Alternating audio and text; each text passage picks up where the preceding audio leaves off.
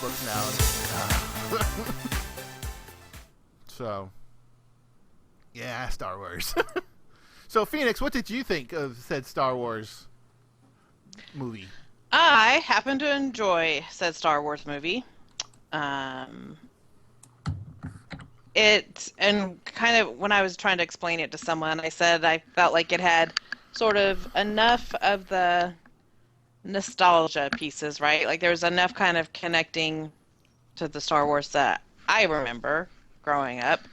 Um, and then there was still enough sort of like new things that it didn't seem like that it was all just that too. So, and I mean, I've been looking forward to it as well, and that's why I think for me it was really good.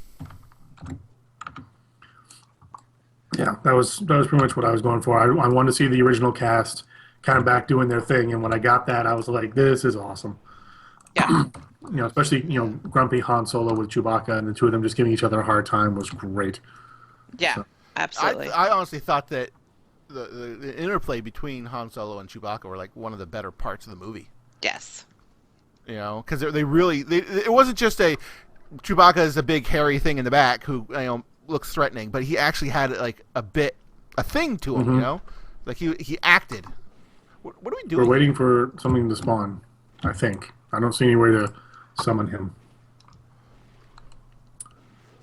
Do do do. That's him in the corner. I see him. Yep. Wow, he's way over there.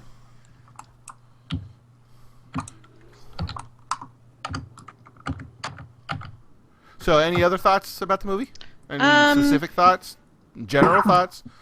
Excuse me. I enjoyed seeing Han Solo and Princess Leia or whatever general. Oh, by the way, guys, spoiler alert on this. By the way, Yeah, I was gonna we're probably say going to talk about. if you We're going to talk. If you haven't seen the movie and you're on this episode, you should probably skip to the next one, or at least go see the movie. For you know what? Go see the movie. Stop what you're doing. Go see the movie, and then come back to it. then come back and visit. That's If probably. you haven't seen the movie already, there's something wrong with you. Right. The only thing that I noticed right away, and I noticed that other people noticed right away, well, I'm not even gonna say it, but Go ahead. No, say it.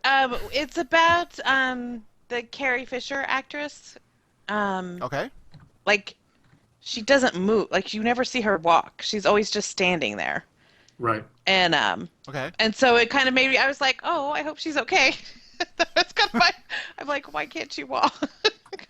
I never much thought about that, but yeah, no, that's a good point. And so it was just one of those things. Like I kept in every single scene. Like once I noticed it, I was like, "Oh my gosh, are they ever going to have her walk? Is she ever going to like do it? Like, but she wouldn't. Then that doesn't mean anything about the acting per se. It was just sort of something that I noticed that I was like, what is that about? But I really like Ray, the character. Like her a lot.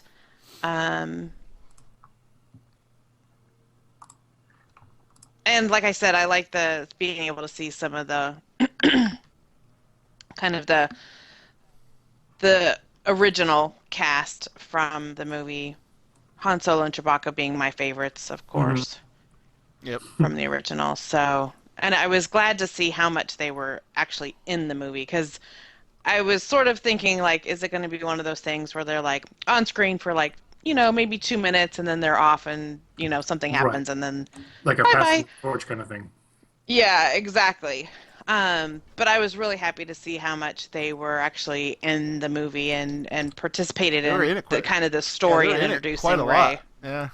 So that was the other sort of piece of it that, like I said, I got to enjoy and I'm with Fear in terms of the interaction between Han Solo and Chewie was very I liked it a lot. It was good stuff. Like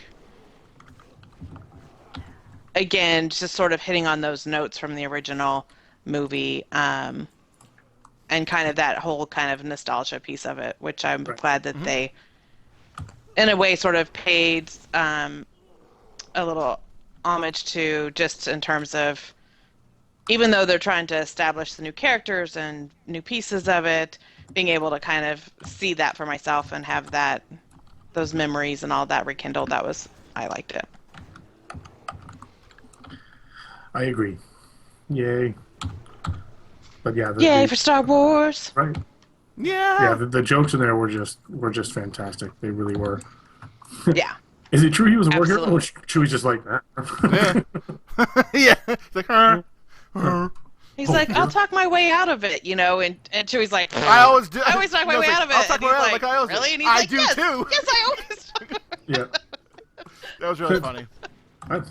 When, when have I ever not delivered? Twice. Twice? What do it? Listen, Chewie. What was the second time? Yep. Yeah, I still like when they're on the ice planet though, and it's like, oh, you're cold. Yeah. Right. Oh. Or anytime he picked up the crossbow. I like this. Oh yeah.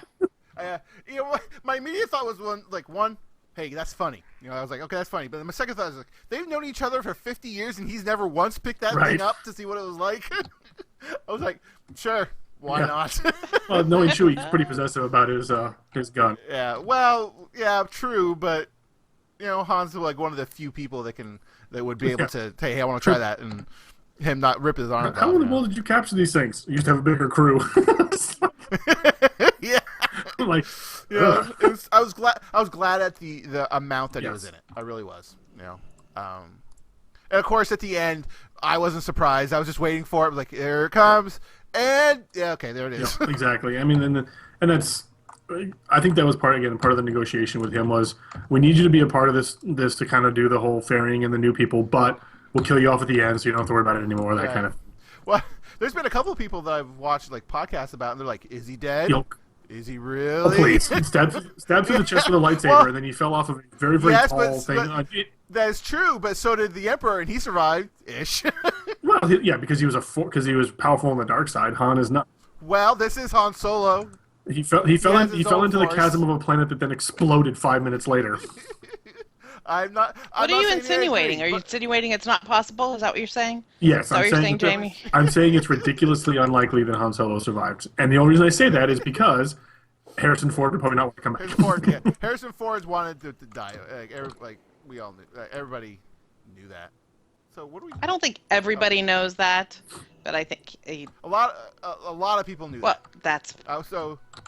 I wasn't surprised when it happened. One thing that kind of bothered me was how much Ray. No, the guy. Oh, Kylo Ren. Ren took his helmet off. Eh. What I would have preferred was that he kept it on the whole time, except for when he met his dad, Han Solo, and then he took it off. They did their heartfelt thing back and forth, and then after he killed Han, he put the helmet back, kind of a way of saying, okay, I'm done. And throw in a asthmatic breathing exercise in there, and it would have been perfect. There was an interesting fan theory that I heard that some people believe that Kylo Ren is actually a Jedi double agent because he obviously quote unquote turned to the dark side, but he is constantly being torn between the dark and the light. And usually, if you've gone through the Sith to the dark side, you're just like whatever. You don't really feel it that much anymore. And so some people were saying that when he asked Han, I know what I need to do, but I can't do it. Will you help me? Han knew that this was basically a step that Kylo was going to have to take in order to basically fully embrace the dark side and really get in close with whoever he needed to. So he basically allowed himself to be killed in order to further Kylo's abilities in the dark side because of how much further into the inner circle that would get him. So again, fan theory, maybe nothing necessarily behind it. Yeah, I don't. We have to go into Zelfarok for that. So we're just going to get rid of this one, right? Yes, that is correct. Yeah. All right, so we'll get rid of that later. It's not a bad theory. I mean, as far as theories go, and there's no evidence against it. So, and he does and they had Kylo Ren pray into his grandfather. Yes. So, okay, so we're heading to meet the dude. We're heading to Momentum, which is way down in the corner. All right, hold on a second. 1 second. Okay, go ahead. Lazy bastard. The other thing that sorry, you mentioned Darth Vader's mask. Darth Vader turned away from the dark side back to the light side at the very end. So it seems weird that Kylo Ren, who was apparently trying to embrace the dark side, would worship someone who basically turned away from the path. You know what? I had that same exact thought. Now, my only possible explanation was that Luke did not tell anybody. Very possible. But I had that thought too. I'm like, well, his grandfather turned away. Apparently, Luke didn't held that particular bit of information back. which again, given that there was no extended universe, like in the books, I think they actually explained that Luke tried to explain to people that Darth Vader had killed the Emperor, but everyone's like, no. Well, that's it. There is extended universe now. It's just that it's now like the Star Wars Legends or something like that, or. Well, no, it's called the Star Wars Legends, right? The old ones, but they have new books that answer a lot of that information, like where the heck the Senate was, right? And why, and why is there no fleet, and and stuff like that. You just have to pick it up. I know of 2 books, I think, that deal with the exact after Return of the Jedi, right? Which I'm gonna have to pick up, I think, because if there's new extended universe stuff, then that's gonna happen. Exactly, and they have other books too, like the one I started reading, the Lord of the Sith, actually didn't come out until April of this year. Oh, wow, okay. So it's a really new book. Well, they actually mentioned in the book, they mentioned a couple times things like that were from the movies, like Naboo, for instance, and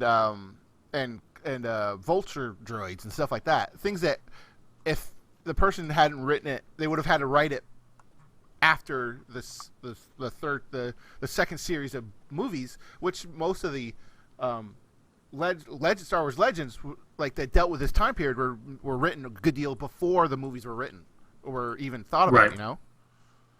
So because by the time the movies were out, they were 40, 50 years past that, and the Han and Leia had different kids. Right. So.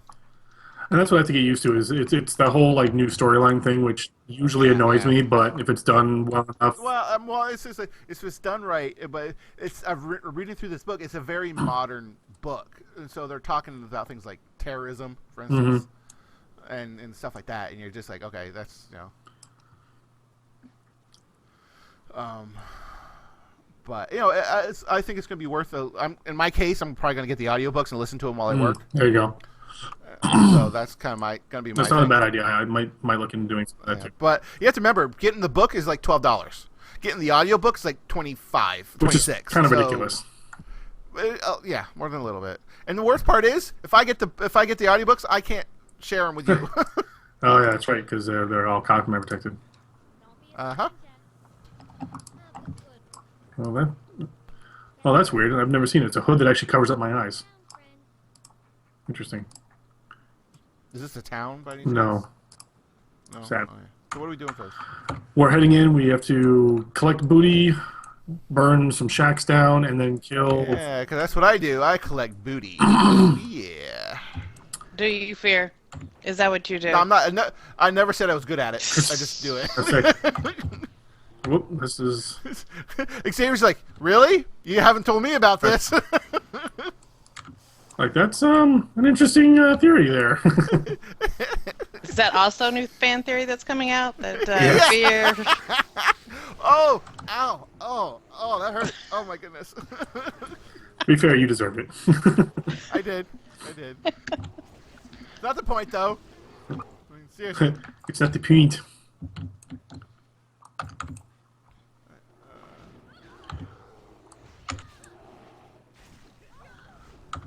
Freebooters, die.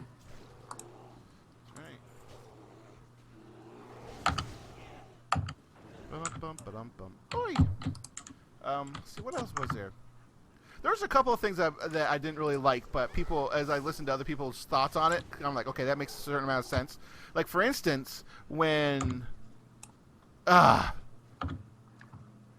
Flynn picks up the lightsaber and tries to fight Ren with it. Finn tries to fight Ren with it. No, yeah, Kylo Ren, yeah. And I'm just like, what?